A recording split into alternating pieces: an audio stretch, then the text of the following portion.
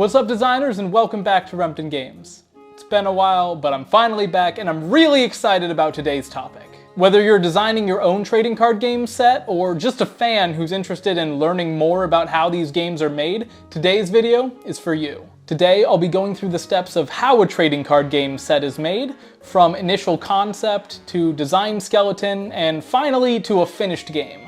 Because Magic the Gathering is still the gold standard for trading card game sets, and they have the most information available about their design process, I will be referencing that game pretty heavily.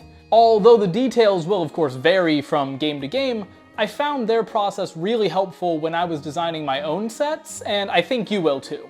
Without further ado, let's get started. While some games... Yu-Gi-Oh! Sorry, something in my throat. While some games are content to just throw 100 or so barely related cards together into a set and call it a day, we can do better.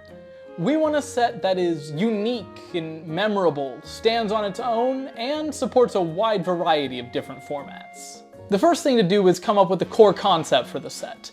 Something that's unique to the set, that separates it from all of the others, but also ties everything in the set together.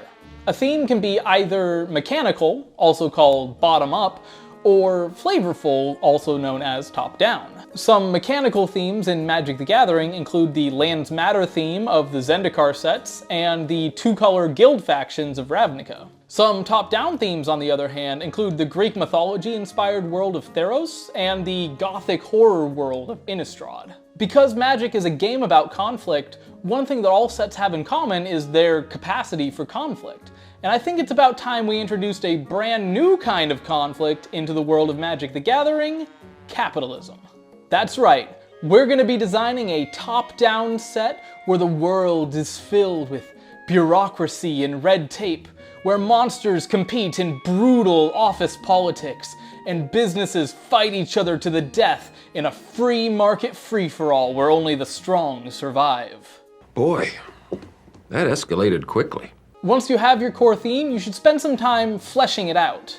For example, if you have a mechanical theme, you can start coming up with mechanics that fit the theme, like Landfall for a Land Matters set, or Flashback for a Graveyard-themed set. If it's a top-down flavor theme, then you can start making lists of things that people associate with that theme, such as pyramids and mummies for an Egyptian theme, or an evil stepmother for a fairy tale themed world. Because we're going for a top-down theme, we should come up with lists of things that fit the themes. Mergers, cubicles, managers, accounting, marketing departments, things like that. However, fleshing out a single theme isn't really enough to make an entire set. It can make the whole thing feel too repetitive and one note, and it'll also drive away people that aren't interested in that particular theme. Of course, not that I can imagine people who wouldn't be interested in this particular theme, but the point still stands. While you should start with a single core concept, your finished set should have around 3 major themes, give or take, including at least one mechanical and one flavorful theme that tie into each other. As you're exploring your initial theme, you should think about and try to come up with additional themes and concepts that fit that initial idea. For example, the core idea of Innistrad was top-down gothic horror, and the mechanical themes of Graveyard Matters and Monster Tribal were created as mechanical ways of expressing this idea. On the other hand, Strixhaven began as a bottom-up set themed around instants and sorceries. The Magic School theme came later, as did the 5 enemy-colored colleges. To support our corporate theme and also keep things relatively simple for the purposes of this video, let's do a faction set where each color represents a different business area in the world. White could represent healthcare, blue is technology, black could represent the financial sector, red is entertainment, and green could be agriculture and food service. We also need at least one other mechanical theme, and I think it's probably been long enough since we have a new artifact world, right? In this new world of Marketopia, the artifacts have already taken over manufacturing and are starting to make their way into other business areas as well. Each color would have a different relationship with these artifacts. White might just see them as a tool to be used, whereas blue focuses on inventing and enhancing the artifacts, and red goes on strike to protest the intrusion of the artifacts into their domain. The set will also have a new kind of counter, money counters, which, like energy, are given to the player and can be spent for various different effects. Now that you've got a solid idea of what your set's about, it's time to start actually putting it together. For Magic, this means beginning with a design skeleton. The design skeleton is kind of a strong outline that you use to determine which cards you need to design, which ones you already have designed, and how everything in the set fits together.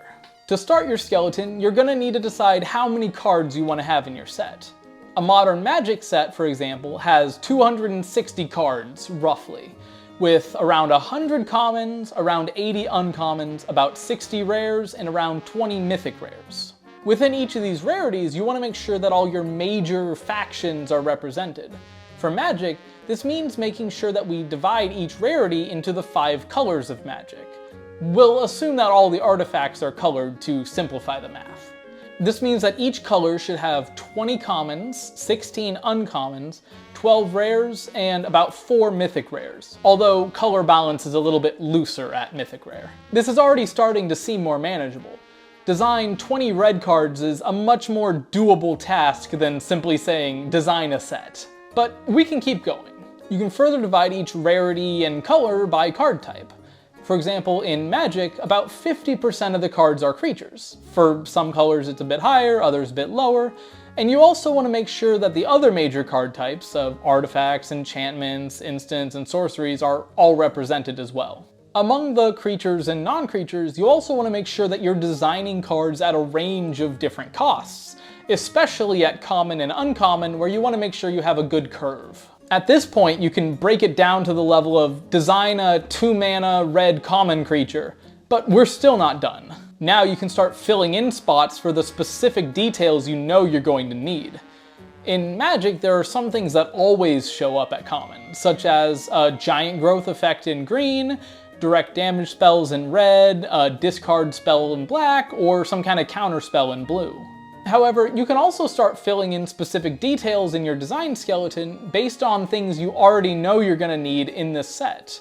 You'll need to make room for the new mechanics that you've designed, fill in spots for some of the top-down tropes that you've determined need to be in your set, and generally make sure that all your themes show up at a high enough volume that a player could build a deck around them. For example, we'll need to make sure that we include a blue mythic rare spot for our billionaire tech CEO, we'll design a common red Talon agent, and generally make sure that we have enough cards that generate and spend our money counters. Speaking of building decks, if you want to make sure that your set works for limited formats such as drafting, which you definitely do, then you also need to make sure that you build in enough room for all of your draft archetypes. In a standard Magic set, players are typically expected to draft 2 colors, so usually this means building in major themes for each of the 10 2-color combinations. To come up with draft archetypes for your set, you should basically think about how each color interacts with the major themes of your set and look for overlap between these interactions. A draft archetype is generally a mechanic that appears in both colors, or a creature type that they both care about. Actually adding these draft archetypes to your design skeleton usually involves making sure that the theme shows up in a high enough volume in both colors, adding support cards that enhance the theme, and usually adding signpost cards that clearly communicate the theme and encourage players to build their decks around it. We might make blue-black the colors that care the most about generating and spending money counters. We could make red-green the anti-artifact colors, and white-green could be employee tribal. At this point, your design skeleton's starting to get pretty full, maybe even a little too full, and it's time to actually start filling it out by actually designing some cards. But where to start? My advice is to start with the cards that have the most constraints. Every card that you design and put into your set is going to just create additional limitations for the other cards that you can make. since you don't want things to be too similar to each other. This means that if you save the more constrained or complicated cards till the end, you might end up painting yourself in a corner with no good solutions.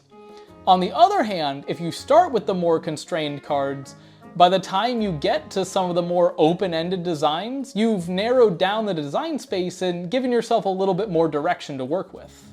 Of course, designing cards in a vacuum will only get you so far. As you start filling in the design skeleton, it's very important to make sure you're actually playing with and playtesting these cards, both in constructed decks and in drafts. As the set gets closer and closer to completion, the goals of these playtests are also going to change. Early on, you should be testing to make sure that the major themes of your set are fun, play well, and are coming through clearly enough. As the set develops, you'll also want to make sure that your draft archetypes and sub-themes are also coming through, and that none of them are much too strong or much too weak. As the set gets more mature, you'll start fine-tuning the details and dialing in the power level. Always remember that design isn't a straight line. It's cyclical. You create cards to playtest, the playtest is going to reveal things that need to be changed, you create new cards, and the cycle continues. Also keep in mind that the design skeleton is meant to be a tool, not a straitjacket. While it's good for breaking down the set early on and giving you a pretty good starting point, as you actually design and playtest the set, it's fine if the design skeleton changes, and don't feel beholden to stick to your original plan. Following this process, and with several rounds of playtesting, and you've finally got a finished set. Of course, you still need to create art for it, procure funding, distribution, marketing, and so on, but that's all gonna have to wait for future videos. For now, I hope you enjoyed this look into the design process behind creating a TCG set. If you did, make sure to leave a like on this video and subscribe to the channel so you don't miss more videos like this in the future. Of course, this video is really just scratching the surface, so if there are any aspects of the process that you want to hear more about, let me know in the comments down below and maybe we can explore it further in a future video. Until then, thank you so much for watching, and I'll see you all next time.